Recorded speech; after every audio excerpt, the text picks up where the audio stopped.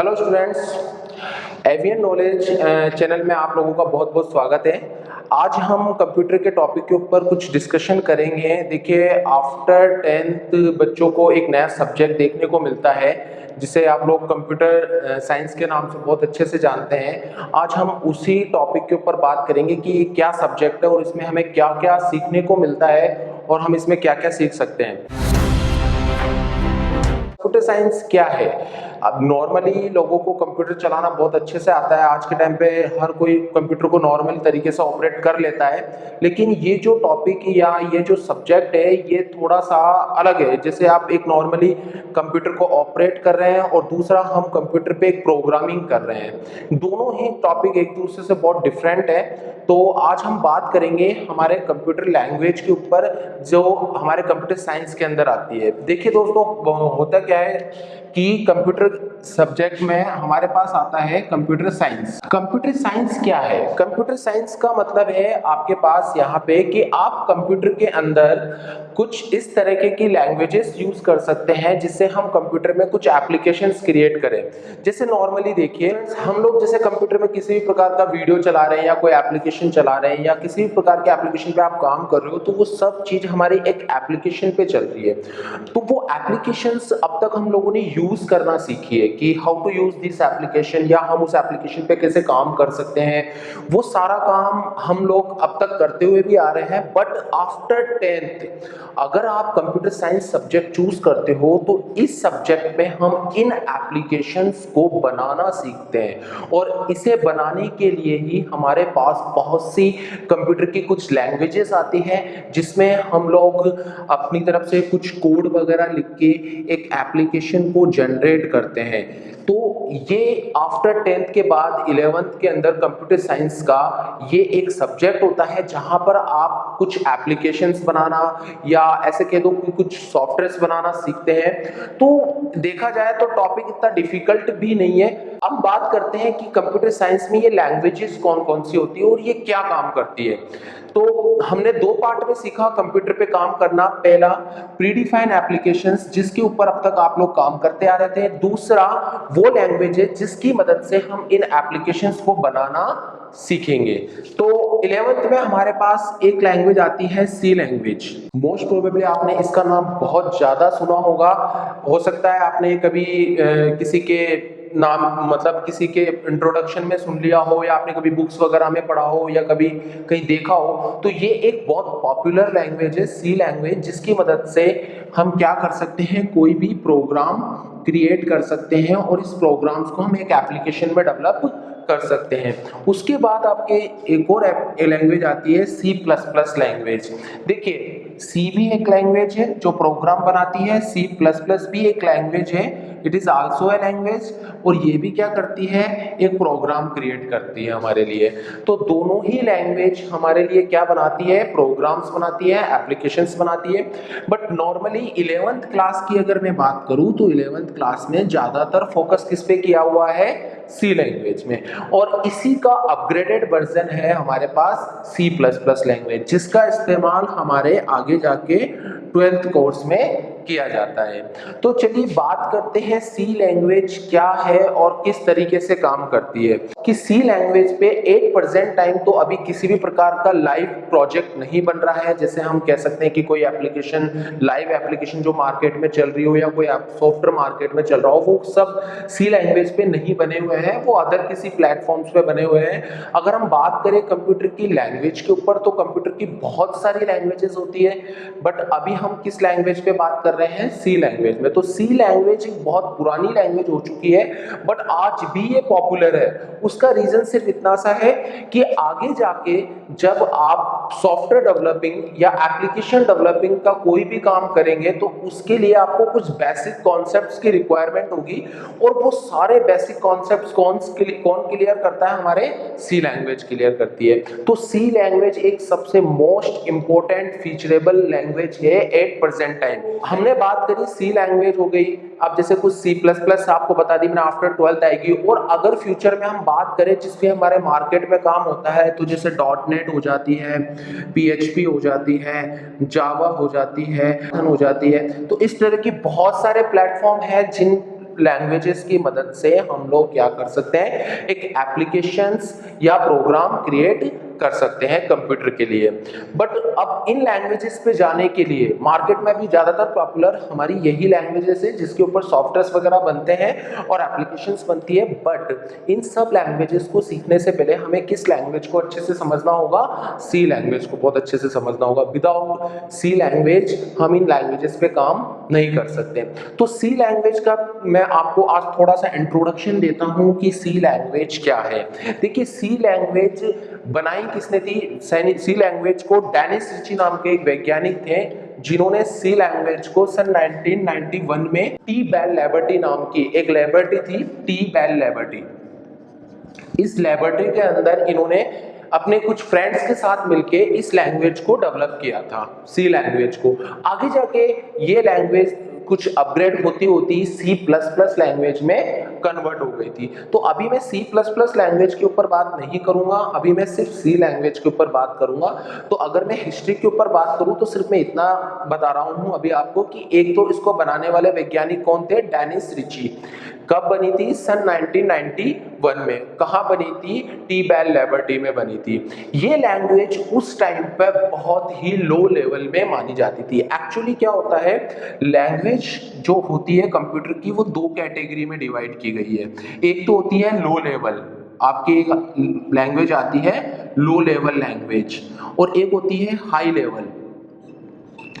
तो यहाँ पे जो सी लैंग्वेज है हमारी दोनों ही कैटेगरी को फॉलो कर रही है। जब शुरुआत में सी लैंग्वेज आई थी तो ये बिल्कुल लो लेवल पे काम करती थी, बट 8% टाइम आज इसमें इतने सारे अपग्रेडेशन हो चुके हैं कि ये लैंग्वेज हमारे लिए एक हाई लेवल पे भी काम करती है। अब बात ये आती है कि ये लो लेवल और हाई लेवल क्या चीज है।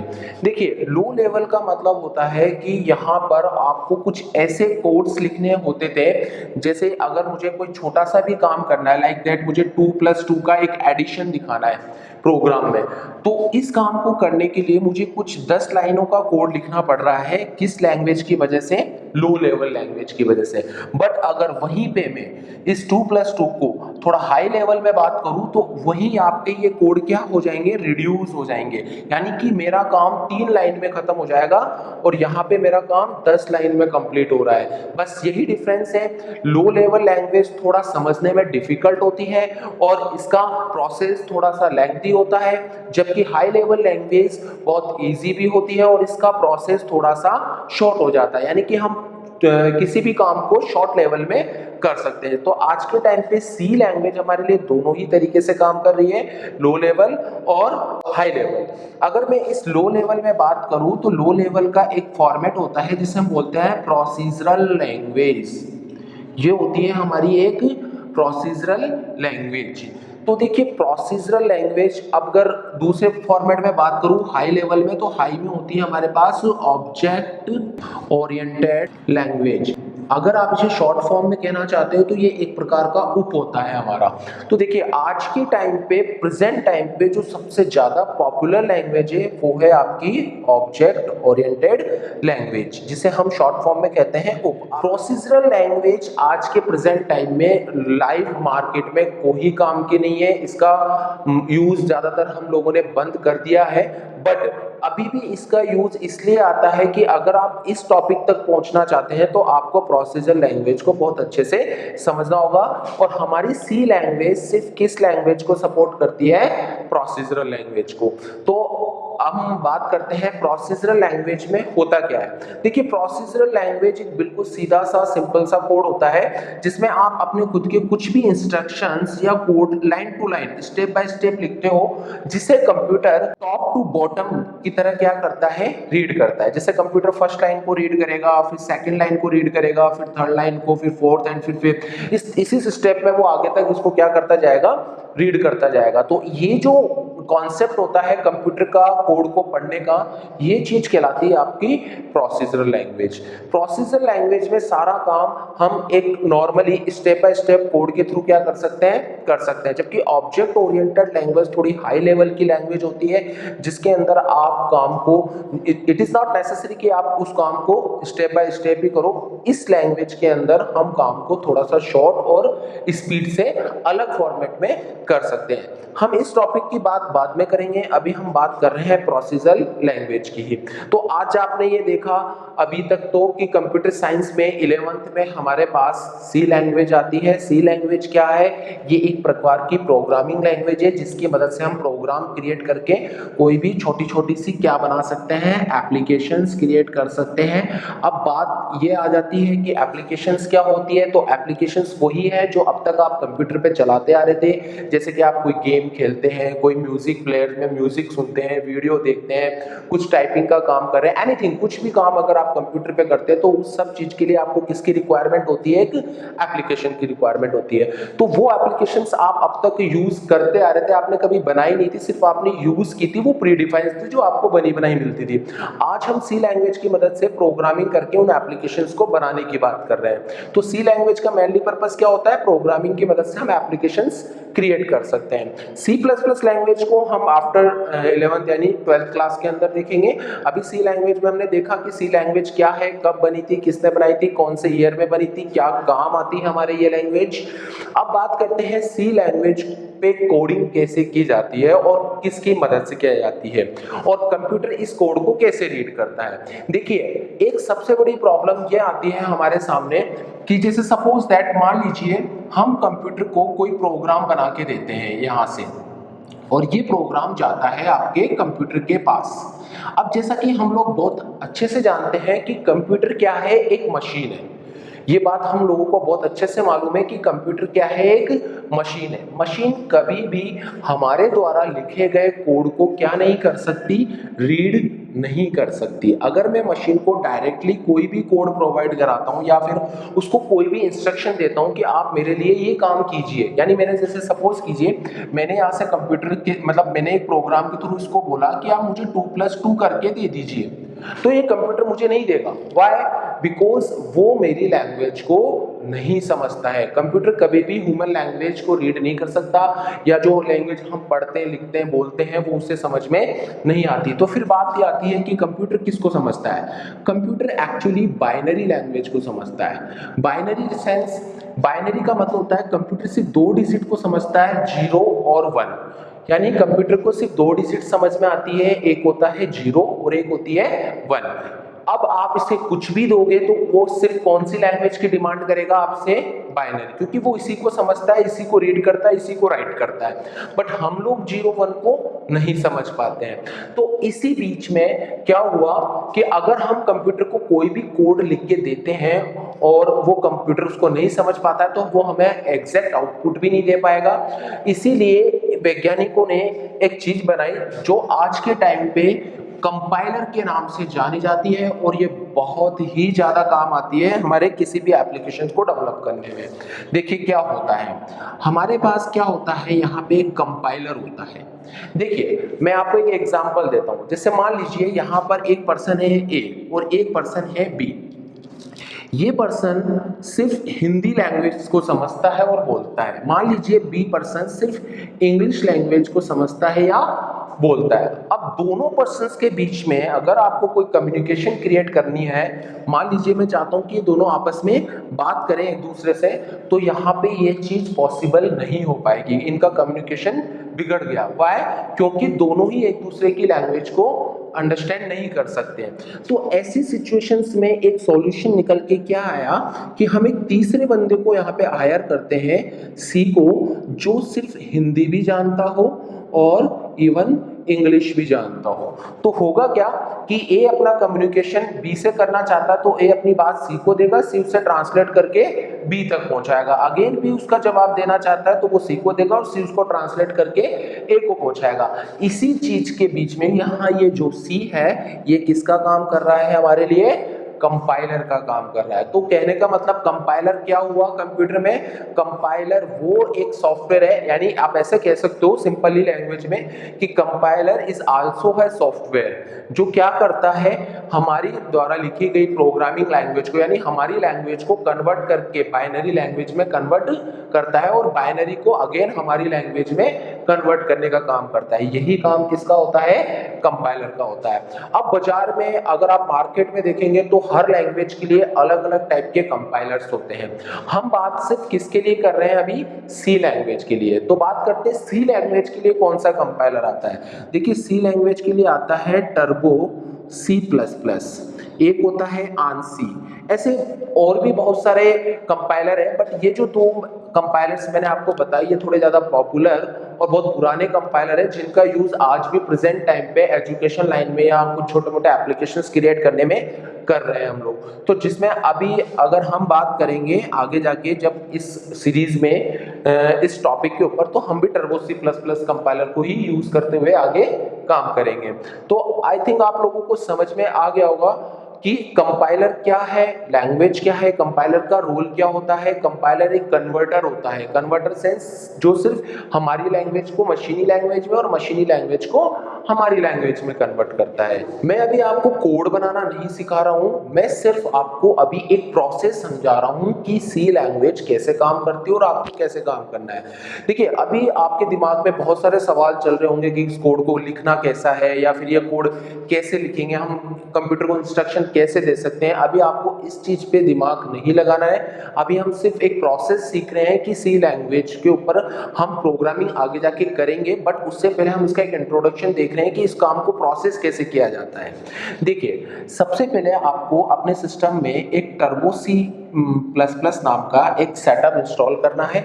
जब ये सेटअप आपके पास ओपन होगा देन आप यहाँ पे अपनी कुछ प्रोग्रामिंग करेंगे। इस जगह क्या प्रोग्रामिंग होगी ये हम आगे सीखेंगे, बट अभी हम बात सिर्फ इतनी कर रहे हैं कि जैसे मैंने ये एक प्रोग्रामिंग कर दी। जब आप कोई भी फाइल बनाते हो, जैसे आपने एक ये फाइल बनाई जिसमें आपने कुछ इंस्ट्रक्शंस लिखे या कुछ कोड लिखे, किस लैंग्वेज में, सी लैंग्वेज के अंदर आपने कुछ कोड लिख दिए और इस फाइल को हम लोग क्या करते हैं, इस फाइल को हम लोग सेव कर देते हैं किसी भी नाम से। जैसे सपोज कीजिए मैंने एक फाइल को नाम दे दिया, आप लोगों ने भी देखा होगा जब हम कोई एप्लीकेशंस वगैरह चलाते हैं तो हम उस फाइल को सेव करते हैं। उसी तरह से मैंने यहाँ पर इस फाइल को एक सेव कर दिया ABC के नाम से, और ये लास्ट में इसमें एक आप देखने को मिल रहा होगा .c लगाया है मैंने। ये .c क्या है, इट इज ए एक्सटेंशन। ये हमारी सी लैंग्वेज की फाइल का क्या कहलाता है, एक्सटेंशन, या ऐसे कह दो it is a type of this file, यानी कि ये इस फाइल का टाइप है सी लैंग्वेज। अब मैंने इस फाइल को बनाने के बाद इसको किसको सौंप दिया, कंपाइलर को। कंपाइल किया मैंने इसे, एक तरीके से कंपाइलर को दे दिया। कंपाइलर ने इसे कंपाइल किया तो वो ABC फाइल की, इस ABC फाइल की कौन सी फाइल बना के देगा, बाइनरी फाइल बना देगा। और ये बाइनरी फाइल किसके पास जाएगी, मशीन के पास जाएगी। यानी कि आप देख लीजिए कि आपने अपनी पूरी फाइल, जो कोड आपने इंस्ट्रक्शन लिखा था वो डायरेक्टली आपने मशीन को नहीं दी है, क्योंकि अगर हम डायरेक्टली अपनी फाइल मशीन को देंगे तो यहाँ पर मशीन हमारे द्वारा लिखे गए इंस्ट्रक्शंस को रीड नहीं कर सकता। इसलिए हम अपनी फाइल सबसे पहले कंपाइलर को देंगे। कंपाइलर यहाँ पर उस फाइल को किस में कन्वर्ट करके देगा, हमें बाइनरी में, और वो फाइल फिर किसके पास जाती है, आपकी मशीन के पास। और मशीन इजीली बाइनरी कोड को क्या कर सकता है, रीड कर सकता है। उसके अगेंस्ट जब वो अपने कोड को पढ़ लेगा, सारे कोड को, उसका एग्जैक्ट आउटपुट वो किसको सौंपेगा, कंपाइलर को। अब वो आउटपुट भी किस में देगा हमें, इस जो कोड हमने इसे अनलोड कराया था तो उसको उसने सॉल्व किया, सॉल्व करके उसने आउटपुट भी किस में निकाला, बाइनरी में। अब वो ये बाइनरी ही आउटपुट किसको देगा, कंपाइलर को। कंपाइलर उसे हमारी लैंग्वेज में कन्वर्ट करके हमें क्या करेगा, स्क्रीन पे डिस्प्ले कराएगा। तो ये एक कंप्लीट प्रोसेस होता है। इवन आप जितने भी सॉफ्टवेयर वगैरह यूज करते हो या एक एप्लीकेशन यूज करते हो, सब में एक इंटरनल इस टाइप का एक प्रोसेस चलता है। चाहे वो कोई सी भी टाइप की लैंग्वेज हो, चाहे वो सी ओ, C plus plus, dot net, Java, PHP, कैसे भी ले लो, सबके अंदर ही क्या होता है, एक कंपाइलर होता है। बस सबका कंपाइलर क्या होता है, अलग अलग होता है। Is that clear? आप लोगों ने आज का ये सारा टॉपिक देखा कैसा था? अगर आपको ये वीडियो पसंद आया तो प्लीज हमारे चैनल को लाइक कीजिए, सब्सक्राइब कीजिए और बेल आइकन पे क्लिक करना ना भूलिए।